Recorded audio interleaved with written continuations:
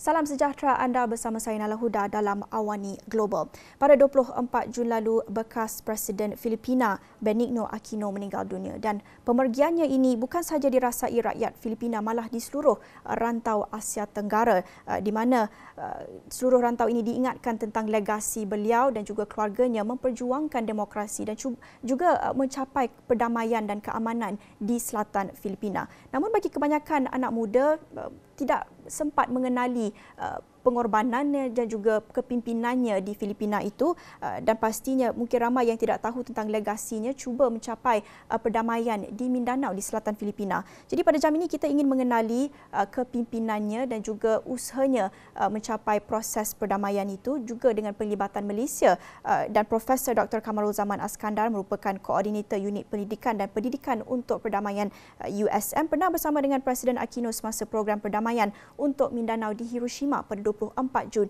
2014. Dan Prof sudah pun bersedia di talian. Terima kasih bersama saya dalam Awani Global. Kita melihat pemergian bekas Presiden Filipina Benigno Aquino ketiga ini ketika seluruh dunia sedang memerangi pandemik COVID-19 dan juga institusi demokrasi itu semakin terkesan. Bagaimana kita nak melihat legasi keluarga Aquino ketika isu-isu demokrasi ini berlaku dalam zaman ini, dan juga dalam melihat juga legasinya memperjuangkan keamanan di selatan Filipina. Baik, okey Naila, terima kasih kerana mengundang saya dalam program kali ini, dan kalau boleh kita fokus dulu kepada siapa Aquino dan apa legasi yang ditinggalkan oleh Aquino dan bagaimana kemudiannya kita boleh bekerja untuk memastikan bahawa apa yang dicapai oleh Aquino itu menjadi sesuatu yang kekal. Dan kalau kita lihat Aquino the Third ini, dia merupakan presiden Filipina yang menjadi presiden daripada tahun 2010 sampai 2016. Antaranya yang saya lihat antaranya yang paling ketara ialah daripada segi penglibatan kerajaan Filipina dalam proses perdamaian di Mindanao ataupun di Bangsamoro. Jadi itu saya rasa yang paling ketara sekali. Disebabkan proses perdamaian Mindanao telah berlaku sekian lama. In fact, bermula daripada tahun 1997 dan Malaysia sendiri masuk dalam proses perdamaian itu daripada tahun 2001, tetapi telah ada pasang surut dia. Dan sebelum Presiden Aquino menjadi presiden, kita tahu bahawa presiden-presiden yang sebelumnya termasuk Estrada, termasuk Macapagal Arroyo dan sebagainya cuba untuk menyelesaikan masalah itu, tetapi seperti komitmen mereka itu tidak memadai untuk mencapai hasil yang baik. Jadi dalam fasa itu 2010 sampai 2016 itu, saya lihat pada ketika itu proses perdamaian itu telah berjalan dengan baik dan juga banyak impak kepada apa yang ada sekarang ini. Jadi itu yang dia punya legasi dia yang paling utama. Okay. Dan bercakap tentang legasi yang Prof melihat paling utama, iaitu perdamaian, keamanan di Mindanao, bagaimana legasi itu masih lagi kekal sehingga sekarang? Okey. Yang saya katakan itu sebagai satu legasi yang paling bagus ialah kerana perdamaian konflik di Mindanao telah berlaku sekian lama dan bermacam usaha telah dijalankan, tetapi tidak menampakkan hasil seperti yang ada sekarang ini. Kalau kita lihat sebenarnya proses perdamaian yang berlaku ini, macam saya kata tadi, dia ada dengan pasang surut, dan sebelum Presiden Aquino ini menjadi presiden dalam tahun 2008, in fact the whole process collapse, bermaksud proses itu dihentikan kerana ada pihak yang telah membuat protes kepada Supreme Court, Mahkamah Agung di Filipina, yang mengatakan bahawa kepentingan mereka tidak dicapai atau tidak dipenuhi, dan Mahkamah Agung bersetuju dengan kelompok ini dan mengatakan bahawa the whole process was unconstitutional and unlawful, tidak sah dan tidak mengikut perlembagaan dalam tahun 2008, menyebabkan proses itu collapse. dan perlu dibangunkan semula dalam tahun 2009, dan kemudian ada formula-formula baru yang kita kaitkan, yang kita bangunkan dalam tahun 2009, termasuk menimbulkan apa yang dipanggil sebagai International Contact Group dan sebagainya. Jadi kita set up kembali untuk membangunkan proses itu.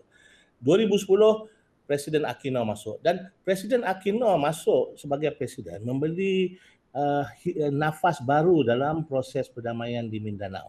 Kenapa memberi nafas baru? Kerana proses perdamaian dengan kelompok bangsa Moro di Mindanao itu sebenarnya telah dimulakan semenjak ibu beliau, Corazon Aquino, menjadi presiden dalam tahun 1986 dan cuba untuk melakukan proses perdamaian dengan kelompok bangsa Moro.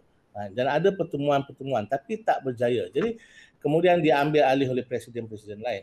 Dan kita lihat Presiden Aquino ni dalam tahun 2010 bila dia naik jadi presiden, ini sebagai satu perkara untuk dia meneruskan legasi keluarga dia. Legasi keluarga dia yang dibuat oleh ibu dia, Corazon Aquino, dan juga untuk kemudian mendapatkan satu legasi untuk beliau sendiri. Jadi kerana kita tahu bahawa setiap presiden dia cuba akan setiap pemimpin akan cuba untuk mendapatkan satu legasi yang kita boleh kaitkan dengan beliau. Perdamaian di Mindanao adalah satu legasi yang ingin beliau capai. Jadi untuk kita semua yang bekerja untuk perdamaian, ini sesuatu yang baik. Jadi kita pun push, dan kita tahu bahawa presiden punya term untuk presiden di Filipina hanyalah 1 term sahaja, iaitu 6 tahun. Lepas tu tak boleh lagi. Jadi dalam masa 6 tahun daripada tahun 2010 sampai 2016, inilah masa yang terbaik untuk kita mendapatkan perdamaian di Mindanao setelah kita bertungkus lumus bekerja untuk mendapatkannya berpuluh-puluh tahun. Ini peluang yang terbaik dengan presiden yang ada komitmen untuk mendapatkan perdamaian. So the setup is there. Okay. Dan kita tengok dia punya komitmen daripada segi berjumpa dengan ketua untuk Moro Islamic Liberation Front, si Al-Haj Murad, kan, dia berjumpa dengan beliau di Narita, Jepun, yang pertama dalam tahun 2011, kemudian dalam tahun 2014 jumpa sekali lagi. Itu menunjukkan komitmen mana boleh presiden, dan sebelumnya presiden berjumpa dengan ketua pergerakan yang ingin mendapatkan kemerdekaan dalam kawasan dia. Tapi Aquino jumpa. Okey, komitmen tu ada. Dan kemudian dalam tahun 2012 dan 2014 kita lihat ada dua perjanjian yang utama yang kemudiannya boleh dikatakan menyelesaikan konflik di Mindanao ni. Dalam tahun 2012 kita ada perjanjian yang diberi nama FAB, Framework Agreement for the Bangsa Moro. Dan dalam perjanjian ini, FAB ini, pada pertama kalinya perkataan the word bangsa Moro itu diterima pakai oleh kerajaan Filipina untuk mencerminkan, untuk menggambarkan bukan hanya kawasan yang kita panggil kawasan itu, entiti itu sebagai bangsa Moro, tapi penduduk itu sebagai orang yang dinamakan sebagai bangsa Moro. Dan Presiden Aquino lah antara yang merupakan orang yang pertama menggunakan terma bangsa Moro itu dalam konteks Framework Agreement for the Bangsa Moro. Jadi ini dengan secara langsung menaikkan lagi semangat orang-orang bangsa Moro bahawa mereka itu sebenarnya diterima sebagai satu parti, pihak yang valid dalam proses perdamaian itu, diterima oleh presiden, diterima dan dimaktubkan dalam perjanjian itu, dan ini memberi keharapan bahawa kita boleh berdamai dengan kerajaan Filipina yang di mana dia punya presiden Aquino mahu menerima mereka sebagai satu pihak yang boleh dibawa dalam proses perdamaian itu. Jadi yang tu satu, 2012 Framework Agreement for the Bangsa Moro. Yang kedua adalah dalam tahun 2014 CAB, Comprehensive Agreement for the Bangsa Moro, yang kemudiannya menggariskan bagaimana framework yang kita capai, yang kita buat dalam tahun 2012 boleh dijadikan sebagai satu realiti, boleh kita implementasikan. Sebab tu kita ada CAB, Comprehensive Agreement for the Bangsa Moro, yang melihat bagaimana framework yang ada tu kemudian kita implementasikan. Dan ini dilakukan dengan cara menubuhkan Bangsa Moro Transition Authority, iaitu badan yang boleh membawa kawasan itu dalam proses transisi kan, ke arah sesuatu bentuk yang baru. Kawasan itu dikenali sebagai BAM, Bangsa Moro Autonomous Region of Muslim Mindanao. So ada kawasan dia, ada sistem pemerintahan kawasan itu. Dikenal pasti siapa yang membuat proses transisi itu. Jadi semua itu diletakkan dan dibuat kan pada ketika itu. So semua semasa Presiden Aquino ini menjadi presiden tahun 2010 sampai 2016. Okey. Walaupun beliau kemudiannya tidak berhasil untuk melihat apa hasil daripada ini yang beliau lakukan, kerana sampai term beliau habis tahun 2016 untuk merealisasikan itu tak dapat sebab ada kes-kes lain, Mama Sapano insiden dan sebagainya. Tapi ini disambung oleh presiden yang selepas itu, Presiden Duterte, kemudian menyambung kerja yang dibuat oleh Aquino dan menjadikan ini satu realiti. Dan kawasan selatan Filipina boleh dikatakan damai, aman pada ketika ini disebabkan framework pemerintahan yang memberikan kuasa kepada kelompok Bangsa Moro melalui pimpinan MILF dengan dia punya set up dan sebagainya, itu membawa kepada perdamaian di Bangsa Moro, kawasan Bangsa Moro itu selatan Filipina. So saya kira ini satu legasi yang cukup kukuh yang ditinggalkan oleh Presiden Aquino. Prof, jelas legasi yang ditinggalkan Presiden Aquino di Mindanao itu masih lagi kekal sehingga hari ini. Tetapi bagaimana Prof melihat dari sudut sisi pribadinya perwatakan Presiden Aquino daripada segala yang Prof ceritakan tadi, usahanya mencapai perdamaian di Mindanao itu, bagaimana kita nak melihat perwatakannya sebagai seorang pemimpin, keberaniannya dalam berjumpa sendiri dengan pimpinan MILF? Perwatakan dia, beliau orang yang lemah lembut, baik, yang berintegriti. Saya rasa kalau dibandingkan dengan presiden-presiden lain yang sebelum dan selepasnya, beliau seseorang yang menerima saranan daripada pelbagai pihak. Jadi sentiasa terbuka kepada idea-idea yang baru dan sebagainya.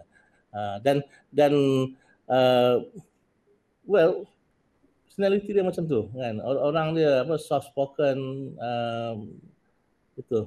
tidak korup, tidak ada case corruption semasa yang dikenakan kepada beliau, tidak seperti presiden-presiden yang sebelumnya kan, Estrada dan Arroyo, yang selepas saja mereka diganti kemudian mendapat timbul dengan kes-kes corruption dan sebagainya, tapi tidak dengan Aquino.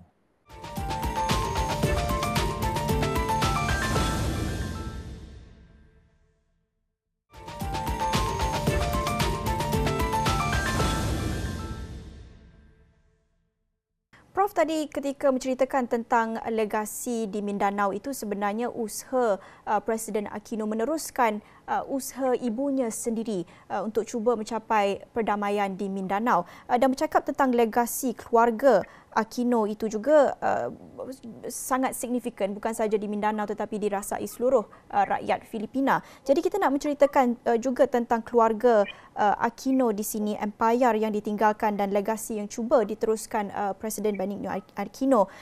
Boleh ceritakan khusus juga legasi terutamanya dalam memperjuangkan demokrasi oleh ibu bapanya dan juga dalam mencipta atau menggerakkan revolusi people power. Ya. Jadi sejarah keluarga Aquino ni panjang. Bapa dia dulu merupakan seorang senator yang dieksilekan oleh diktator Ferdinand Marcos. Jadi sehinggalah kemudian bila dia kembali ke Filipina, tetapi kemudian telah ditembak mati oleh Marcos, dan ini menyebabkan kemarahan masyarakat. kemarahan masyarakat dan sekaligus membangkitkan masyarakat untuk menjatuhkan Presiden Ferdinand Marcos dalam People's Power. Okey, yang ini dikatakan People's Power ini rusuhan pro demokrasi, pergerakan pro demokrasi yang menjatuhkan seorang diktator. Okey, jadi nama keluarga dia itu dikaitkan dengan People's Power ini kerana pembunuhan bapa beliau yang menyebabkan rakyat bangkit memberontak, dan kemudian selepas daripada Ferdinand Marcos jatuh, digulingkan, kemudian ibu beliau Corazon Aquino kemudian diangkat menjadi presiden Filipina. Dan kita lihat apabila Corazon Aquino menjadi presiden, beliau menolak polisi-polisi yang dibuat oleh Marcos yang martial law dan sebagainya, dan menimbulkan sebuah negara yang lebih terbuka kepada masyarakat awam, masyarakat sivil, lebih terbuka kepada setiap individu untuk memberi input kepada negara, dan tidak seperti apa yang berlaku semasa zaman diktator Ferdinand Marcos. Jadi nama keluarga beliau itu dikaitkan dengan demokrasi di Filipina. Dan itu sesuatu legasi keluarga Aquino. Prof tadi ada menyebut tentang peranan Malaysia yang juga ada terlibat dalam proses perdamaian di Mindanao itu. Boleh kongsikan bagaimana kepimpinan Aquino, Presiden Aquino ketiga, dalam hubungannya bersama negara-negara lain di Asia Tenggara dan juga khususnya di Malaysia dalam cuba mencapai perdamaian di Mindanao ketika itu? Okey, untuk mendapatkan perdamaian bukan hanya satu pihak yang boleh mendapatkan perdamaian. Jadi kena ada penglibatan daripada aktor-aktor lain. Dan Malaysia dilihat sebagai sebuah negara yang boleh membantu proses perdamaian, sebab itu kita dipanggil untuk membantu daripada lebih kurang tahun 2001 sebagai facilitator dalam proses itu. Jadi komitmen kita untuk membantu perdamaian itu memang dah ada. Hubungan Malaysia dengan Filipina tiada masalah, dan kita juga melihat bahawa semasa pemerintahan Aquino sebagai presiden berlaku satu insiden di Malaysia, iaitu kes Lahad Datu dalam tahun 2013, dan ini sudah pasti menimbulkan masalah di antara Malaysia dengan Filipina kerana yang datang itu adalah daripada selatan Filipina, mereka yang terdiri daripada penyokong Sultan Sulu, Royal Sulu Army dan sebagainya yang datang. Tapi dan ini menimbulkan masalah antara Malaysia dengan Filipina. Tapi apa yang kita lihat ialah kemudian Presiden Aquino melihat ini sebagai satu masalah kepada Malaysia yang ditimbulkan oleh golongan ataupun kelompok ekstremis, dan beliau menasihatkan kepada orang-orang di Filipina supaya tidak melakukan sesuatu yang mungkin boleh merosakkan hubungan antara Malaysia dengan Filipina. Jadi dia tidak menyokong kelompok yang datang ke Lahad Datu dalam tahun 2013 itu untuk mengambil alih Sabah dan kembali kepada Kesultanan Sulu. Jadi ini sesuatu yang dihargai juga oleh Malaysia. Sebab Presiden Filipina sendiri menganggap bahawa ini bukan sesuatu tuntutan yang ataupun satu aktiviti yang boleh dibantu atau yang boleh disokong oleh kerajaan Filipina. So itulah hubungan antara Malaysia dengan Filipina baik dan tak ada masalah sampai sekarang. Prof, dalam kita memahami konflik di Mindanao, pastinya kita bukan saja perlu melihat daripada lensa konflik, kita juga perlu melihat bagaimana kehidupan masyarakat komuniti di Mindanao itu terkesan akibat konflik yang berlaku dan bagaimana ia berubah selepas perdamaian itu telah pun dicapai. Jadi bagaimana komuniti masyarakat di Mindanao itu mengingat ataupun memperingati legasi Presiden Aquino, bagaimana beliau diingati oleh komuniti? Well, komuniti macam saya rasa mereka melihat beliau sebagai seorang presiden yang telah banyak memberi sumbangan kepada perdamaian di Mindanao, dan ya saya rasa beliau dihargai di sana, tak ada masalah. Dan cuma sekarang ini kerana proses perdamaian itu masih lagi berlangsung. Kerana walaupun kita telah menandatangani segala perjanjian yang boleh membawa kita ke hadapan, tapi masih perlu diimplementasikan, dan dalam keadaan sekarang ini mungkin perlu berlaku beberapa perubahan-perubahan untuk mengadaptasikan keadaan kepada, contohnya kepada pandemik COVID-19 sekarang ni, yang melihat bagaimana susahnya kita untuk mengimplementasi program-program perdamaian disebabkan oleh kekangan yang timbul daripada pandemik ini. Jadi kerana sepatutnya dalam tahun 2022 akan ada satu pilihan raya di Bangsamoro Autonomous Region of Muslim Mindanao untuk memilih kerajaan Bangsamoro ataupun Bangsamoro Parlimen Bangsamoro yang boleh memerintah BARM itu, BARMM itu. Jadi perlu ada pilihan raya dalam tahun 2022, tapi disebabkan oleh pandemik 19 ini banyak perkara yang ingin diimplementasikan oleh Bangsamoro Transition Authority dan yang selepas daripada 2014 2016 ini tak dapat diimplementasikan. Jadi kita minta akan supaya proses pilihan raya untuk Bangsamoro Parlimen ini di-extend, dilanjutkan, dan ini sudah permintaan sudah dibuat dan kita tengoklah nanti hasil dia. Jadi apa yang berlaku di lapangan bergantung juga kepada konteks keadaan pada masa sekarang. Bercakap tentang Bangsamoro dalam konteks sekarang, impak daripada COVID-19, apa yang lagi diperlukan Bangsamoro ini supaya keamanan dan keharmonian di Mindanao itu dapat diteruskan lagi? Keharmonian dan perdamaian itu bergantung kepada bagaimana mereka boleh mengimplementasikan rancangan-rancangan dan keputusan-keputusan yang telah dipersetujui. Kita kena ingat, kawasan selatan Filipina, kawasan termasuk Mindanao dan pulau-pulau di sekelilingnya itu adalah merupakan kawasan konflik. Kalau kita inginkan perdamaian berterusan dan konflik itu dilupakan dan perdamaian berterusan, kita harus memastikan ada pembangunan, ada kerja, ada infrastruktur yang lengkap, yang boleh membantu kehidupan masyarakat, ada perasaan bahawa apa yang keperluan manusia di kawasan itu dipenuhi. Okey. Selagi kita tidak memastikan itu semua berlaku, selagi itu akan ada perasaan marah, perasaan tidak puas hati dan sebagainya, ini boleh membuatkan konflik itu kembali. So kita kena pastikan kan keperluan manusia itu dipenuhi. Okay. Dan ini sesuatu yang perlu dilakukan dan sedang dilakukan. Dan ini is an ongoing process, bukan boleh immediately serta-merta kita dapat yang itu semua. Seperti mana Malaysia terlibat dalam proses perdamaian sebelum ini seperti yang Prof ceritakan tadi? Bagaimana pula peranan Malaysia dan mungkin juga negara-negara anggota ASEAN yang lain dalam isu Bangsamoro di Mindanao ini untuk mengekalkan keharmonian itu, seperti Prof ceritakan ada cabaran-cabaran dalam konteks moden sekarang. Apa peranan Malaysia dan juga ASEAN berhubung isu ini?